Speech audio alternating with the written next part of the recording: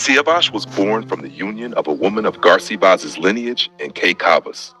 Since the royal court was not a suitable place to raise Siyâvash, Kaykaus entrusted him to Rostam to raise and educate. In Zabulistan, Rostam taught Siyâvash the ways of warfare and kingship, passing on some of his most admirable qualities, such as horseback riding, archery, lasso throwing, hunting, as well as moral virtues.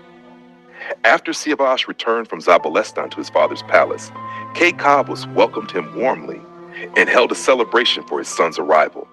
Siyâvash, with his handsome face, was so beautiful that people were astonished by his looks, comparing him to Joseph. In addition, his noble character traits, such as chastity and modesty, stood out. Sudabe, the daughter of the king of Hamabaran and wife of Kaykaus, fell in love with Siyâvash upon his return and after seeing him. Secretly, she sent a messenger inviting him to the royal harem, but Siyâvash refused. Later, Sudabe approached Kaykaus and requested permission for Siyâvash to come to the harem to choose a wife from among the girls.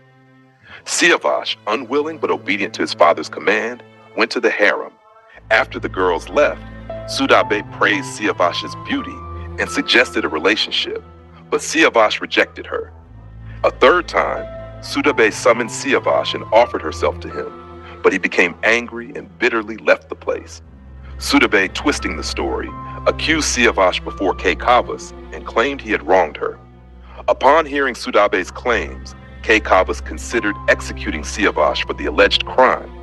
However, to investigate the truth, he first smelled Sudabe's clothes and hands and found scents of musk, rosewater, and wine.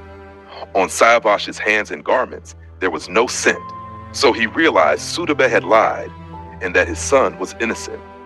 When Kaykaus discovered Sudabe's dishonesty, he wanted to have her executed.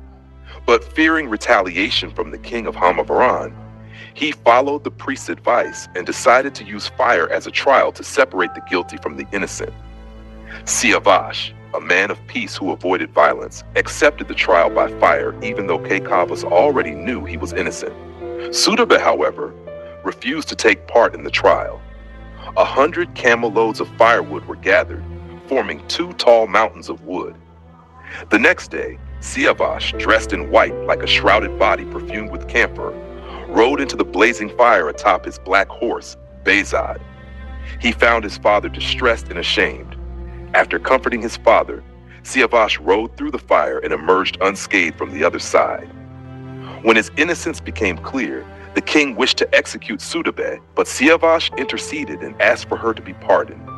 Kaykaus granted the request and forgave Sudabe. Later, Afrasiab granted Siyâvash a vast land stretching to China. Siyâvash, along with Farangis and Piranvisay,